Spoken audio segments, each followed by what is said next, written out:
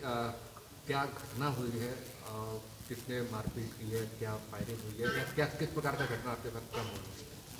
मैं आपको बताना चाहूँगी कि मैं यहाँ पर लोकसभा एटा में मैंने अपना आवेदन दिया है संगठन को, और उसी आवेदन के तहत मैंने 26 जनवरी और गणतंत्र दिवस व बसंत पंचमी और होली की शुभकामनाओं के होर्डिंग्स लगाए थे क्षेत्र में।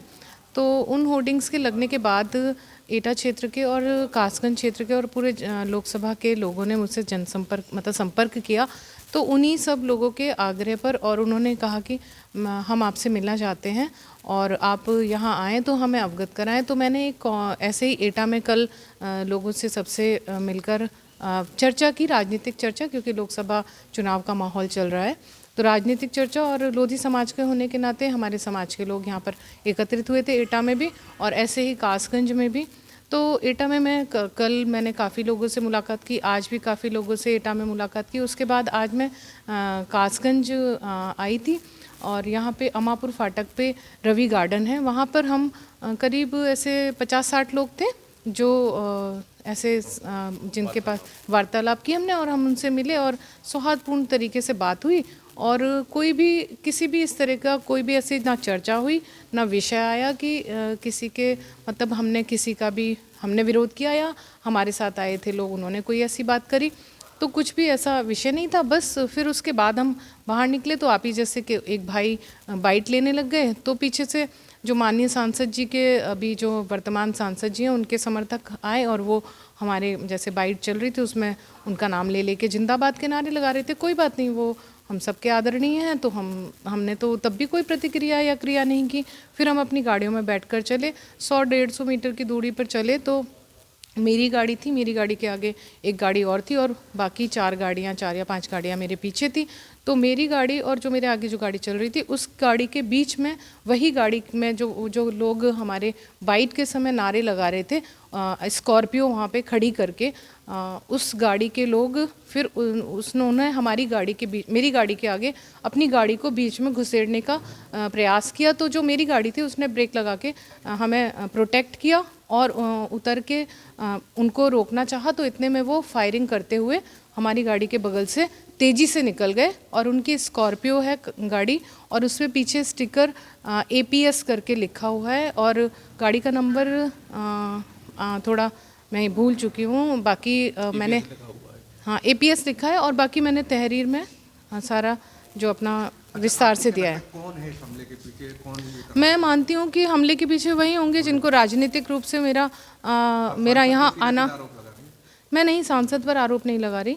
जिन्होंने मेरी होर्डिंग उतरवाई हैं, अभी 26 तारीख को होर्डिंग लगी थी मेरी गणतंत्र दिवस की शुभकामनाओं की, जिसमें 150-200 होर्डिंग नगरपालिका कासगंज से उतार ली गई।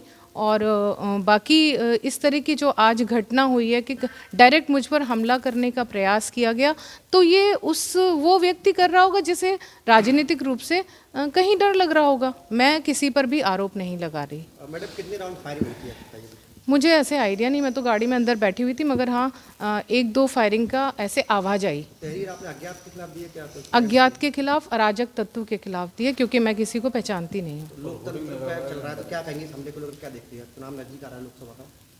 मैं यही कहूँगी कि इस तरह की घटनाएं ना हो, क्योंकि ये योगी राज चल रहा है, लोकतंत्र है, और हमारे जो योगी जी की जो एक जिस तरह से वो सरकार चला रहे हैं, जिस तरह से लॉ एंड ऑर्डर चल रहा है, तो इस तरह की घटनाएं नहीं होनी चाहिए, क्योंकि वो हमारे इस सरकार के ऊपर एक दाग जैसा काम करती हैं, और ऐसा बिल्कुल नहीं होना चाहिए। और सवाल और कि आप पूर्व विधायक भी रहे हैं, जी सांसद के लिए आप आवेदन किया है जी। तो क्योंकि सांसद राजवीर सिंह यहाँ के सांसद हैं, आपने ये भी आरोप लगाया कि ये चर्चा भी गई थी आपके फ्लैग भी उतार लिए गए हैं, उतरवा लिए गए हैं। जी, आरोप नहीं लगाया, मैं ये बात कह रही हूँ।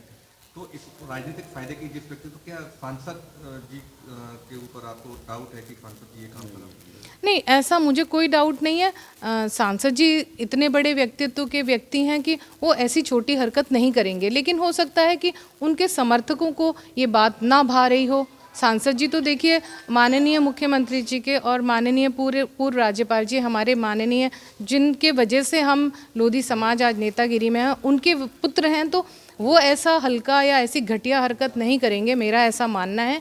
क्योंकि वो एक बड़े व्यक्तित्व के व्यक्ति हैं, लेकिन हो सकता है कि उनके समर्थकों को ये नहीं भा रहा हो कि मेरी होर्डिंग उनको पसंद नहीं आ रही हो, तो हो सकता है कि कोई इस तरह के छोटी मानसिकता वाला उनका कोई समर्थक हो, वो इस तरह का कार्य कर रहा हो। तो राजनीतिक नुकसान किसको हो रहा है? आपने अभी कहा था कि जिसको राजनीतिक फायदा हो रहा होगा वो ये काम कर सकते हैं, तो नुकसान आपको क्या लगता है राजनीतिक नुकसान तो देखिए, जब ये इस तरह की घटनाएं होती हैं ना, तो राजनीतिक नुकसान उसको होता है जिसके समर्थक इस तरह की घटिया हरकतें करते हैं, है ना। क्योंकि जनता जब से ये घटना घटी, आप मेरे पास क्यों आए?